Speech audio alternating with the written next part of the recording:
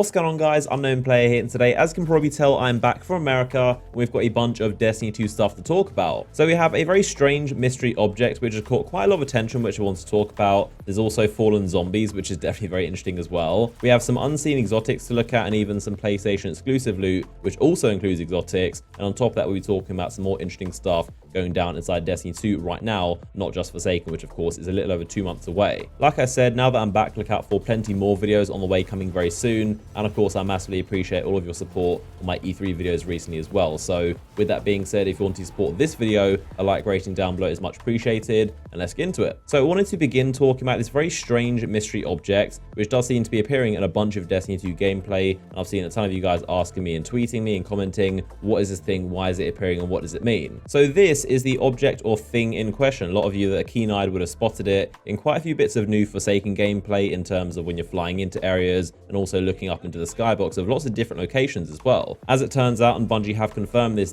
is actually the Drifter's personal ship. So that beginning area you of course start on for Gambit, which of course is the Drifter's personal game mode, this is actually that kind of place. I'm guessing the weird shaped thing that the big rock is attached to or like tethered to, that is the actual ship part, but that is where you begin. You actually fly into it on every Gambit map, so it's pretty much kind of his location, his hub. And then every time you fly into a Gambit map, he actually flies his ship, I guess, or this thing towards the area and then drops you down. So that is kind of the lore behind it and kind of a bit of an explanation. Multiple Bungie developers have actually confirmed this is what it is, so it's not my guessing or speculation. That is actually what this thing, this weird object is. Once again, the Drifter is the name of this guy, not the actual name of the ship, to be confused with obviously the Destiny 1 Crucible map set in the Reef, which is called the Drifter. Very confusing. I'm still thinking there's some kind of coincidence there because they're very strange names, but it's dragging some kind of giant asteroid or moon or big rock thing that's kind of like tethered to it. There's this weird purple energy around it, but it's a very strange object. But it's pretty cool to have this kind of visual representation of stuff going on inside every Gambit map. Just a little bit of a touch, kind of like the Leviathan when it arrives. You can see it in the skybox of Nessa. So every time you play a Gambit map, no matter where it is, whether it's in the Reef or on the European Dead Zone, you can always look up at some point and see this big thing in the sky. I mean, even looking around this room itself, there's a lot of very strange objects, like that big weird red thing behind him that kind of spins and rotates. No idea what it is, but I feel like he's the kind of guy that goes around just collecting very strange objects. So a lot of stuff that we'll have to wait until September when Forsaken launches, and we get lore tab to actually figure out what everything means. But so far, it is pretty cool to have an area we can speculate on and has a lot of mystery to it. So we have to wait and see, what does this thing mean, what is this place, and why is everything the way it is. So next up, I want to talk about a pretty cool looking exotic for the Hunter, which appears to be Dragon or Ahamkara themed, and also a few other things in this brand new gameplay trailer from Bungie. So the exotics would be these things. The Hunter, of course, is wearing right here, which are very, very cool looking, kind of like a mix between Ruined Wings and some kind of Ahamkara scales. It is a bit similar to some of those Red Legion who wear those Warbeast scales on their arms. So it could be actually Warbeast and not Ahamkara, but either way, they're very, very cool scales nonetheless. There is also a first-person shot of these gauntlets in action using a bow. So you can see this is actually the very first mission I've played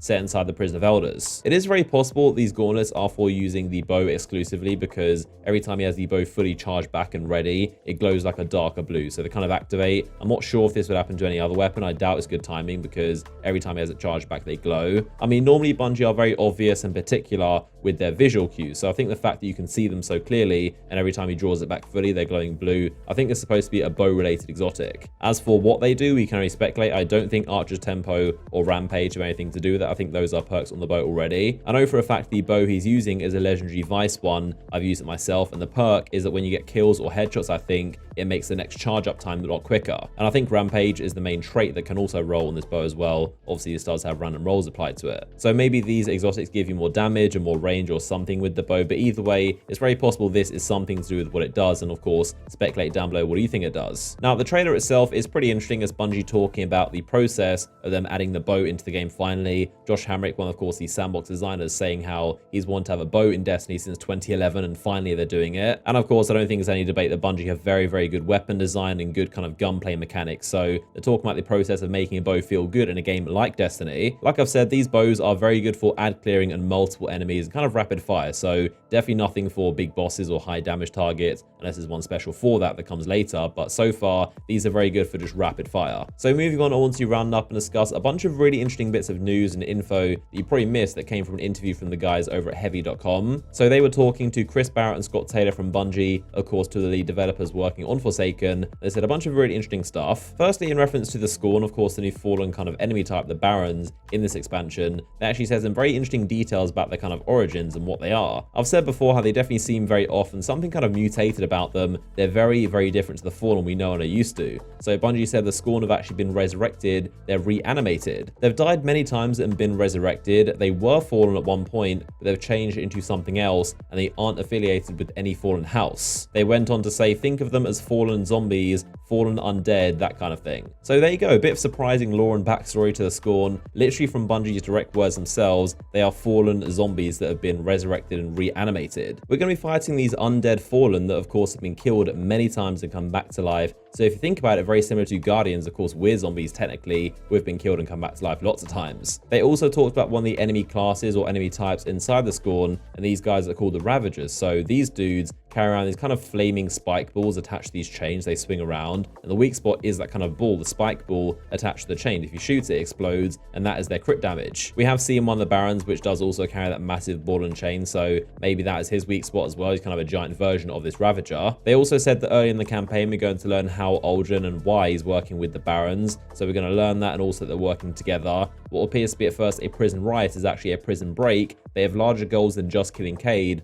Aldrin is especially looking to achieve something. So again, we'll have to just speculate for now what Aldrin is trying to achieve, but still pretty interesting to know he's actually trying to do something besides just being evil. I mean, if you were to ask me, the only thing I think Aldrin actually cares about is his sister, of course, the Queen of the Reef. So I feel like this achievement could be something to do with rescuing the Queen or saving her or bringing her back to life. I don't think he cares that much about the Reef or the Guardians, so he's willing to kill us and destroy it all to get the Queen back. Again, that's my speculation, but it's the only thing I think he cares about. Like always, I want to see your comments down below. What do you think his motive is for doing this? But I think that's personally something to do with her. In terms of everyone's favorite topic, of course, PlayStation exclusive content, there is going to be 3 new strikes in total in Forsaken and also 1 exclusive. So 4 in total if you're on PlayStation, 3 if you're on Xbox and PC. As well as that 1 exclusive strike, there's also going to be 1 exotic weapon as a PlayStation exclusive. So think of the Borealis. That is going to also exist for all of year 2, I'd assume. And on top of that, there's also going to be a ship and an armor set. And honestly, the armor sets have been some of the ugliest in the game. I don't think anyone's really a fan of much of the PlayStation gear, so it's not really too much to worry about. But of course, it does suck that a lot of people are going to miss out on that weapon, whatever it is. I mean, normally they have this stuff revealed and shown off, so people can, of course, pre-order stuff and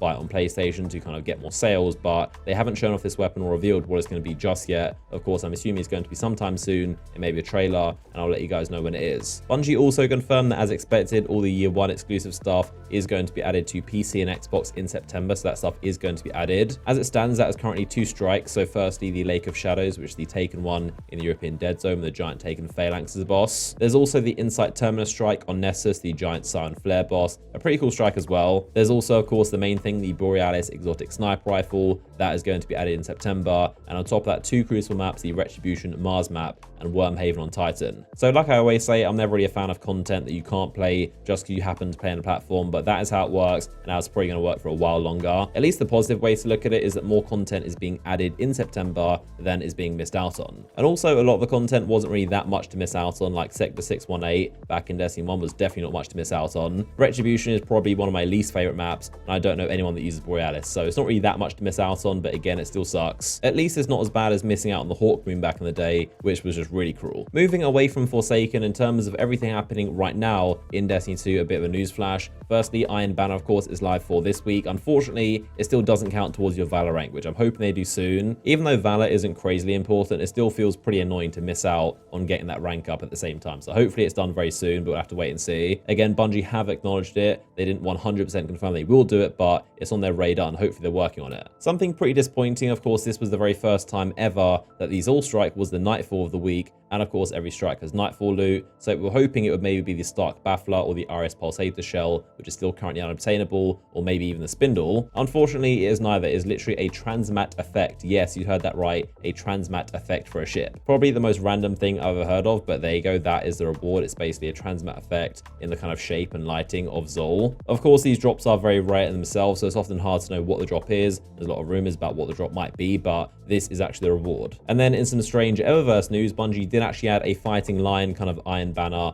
ornament bundle, which has the Fighting Lion ornament inside it. This, I've pointed out before, was in the database. It contains just the ornament. This is what it looks like, as you can see, but nothing too fantastic in my opinion. I feel like this is honestly what the weapon should look like as normal. It's just a kind of very cool looking, more kind of lion dragon version of the original weapon. Honestly, instead of making this an ornament, I wish they'd make the original weapon just look like this as just a buff to make it look cooler. This is again an exclusive bundle, so you can only get this from this package by buying it, which isn't too much of a bad thing. Not as bad as the emote, of course, which was Iron Banner themed. The strange thing is that it was actually bugged and some people weren't actually getting it to drop after they purchased it. So Bungie removed it from the store for now. That's why it's not available. But if you bought it, they're going to make sure you do definitely get it. I've seen a few of you tell me that you bought it and it hasn't showed up, but don't worry, Bungie are going to make sure you do get it eventually. But that is why they've temporarily removed it from the store and it should be back soon. In terms of some good news about Bungie, they did, as promised, change the Nightfall to the Tree of Probabilities to give it another chance for the DFA. Of course, recently there was a bug preventing the Nightfall strike loot from dropping. They fixed it and now returning to the strike, so you have another chance at it. Otherwise, it probably wouldn't come around for another month or two, but I and a lot of people would say a top 5 hand cannon in the game. A very, very good weapon, definitely worth going for. And finally, something random that a lot of you guys have asked me about and been very confused about. You can actually get the Iclos weapons to drop from Flashpoint packages if you have the weapon. You cannot get weapons you don't have to drop from these engrams. It's only weapons you already have. So same as the prophecy weapons and the Iclos hand cannon, you can get these to drop. I've seen a ton of people very confused asking why can you get these from here, but it's again only if you have them, and it's pretty much a way to get them for other characters if you want multiple versions. But there you go. I think that's going to do it for today's video. As always, hope you guys enjoyed it. If you did, a like rating down below is massively appreciated. Like I said, I'm back home in London now, so expect a ton more videos on this channel very soon. Of course, if you don't want to miss out, make sure you are subscribed and have notifications turned on. If you want to watch a recent video that I just made, you can click this image on screen